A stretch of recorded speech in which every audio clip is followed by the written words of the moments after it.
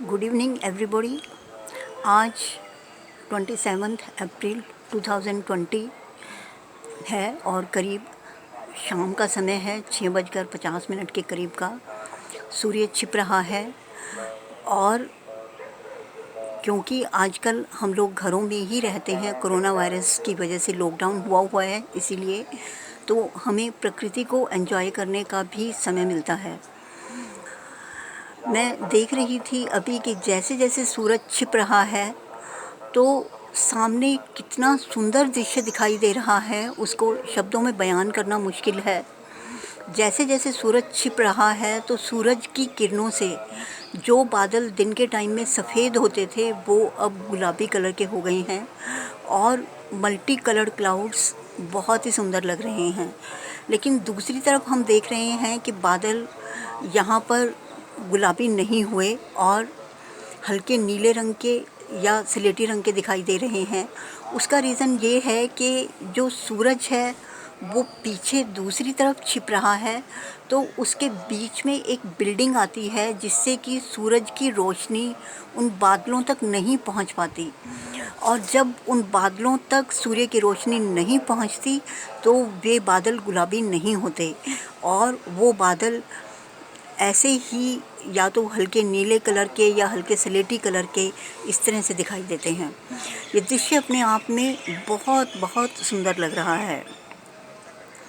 दूसरा, एक और जो चीज़ मैं हमेशा के लिए रिकॉर्ड करना चाहती हूँ कि आज इस लॉकडाउन की वजह से कोई भी बच्चे तक भी नीचे ग्राउंड में नहीं दिखाई दे रहे हैं।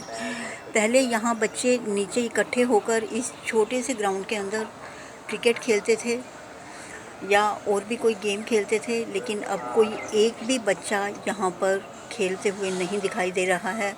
शायद ही कभी कभी कोई एक आध इंसान चलता हुआ दिखाई देता है इस रास्ते पर, जो कोई ज़रूरी काम से, जैसे कि सब्ज़ी लाना, दूध लेके आना या कोई दवाई वगैरह लेके आना, इस तरह के काम से वो लोग नीचे जाते हैं। जो बैठने के लिए पहले यहाँ पर बिल्डिंग के नीचे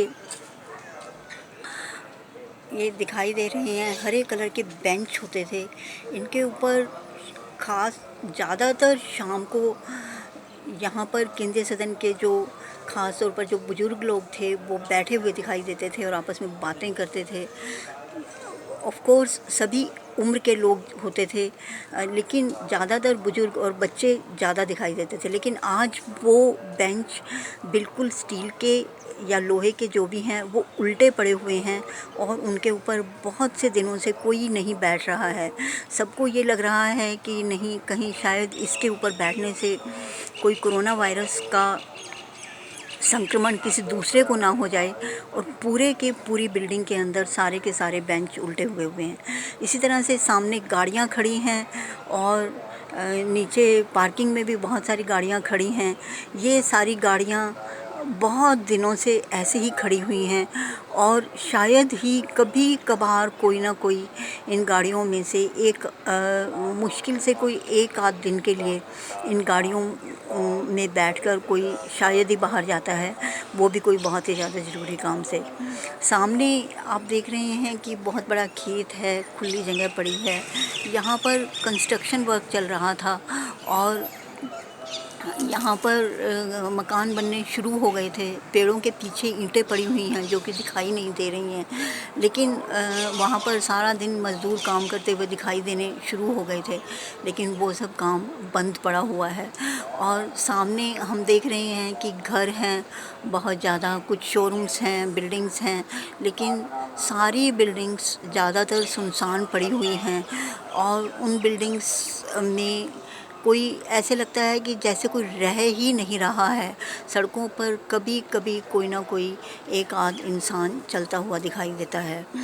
प्रकृति अपने आप में बिल्कुल शांत हो गई है और ऐसे लगता है जैसे शहर के अंदर लोग या तो रहते ही नहीं हैं और रहते हैं तो बहुत ही कम रहते हैं।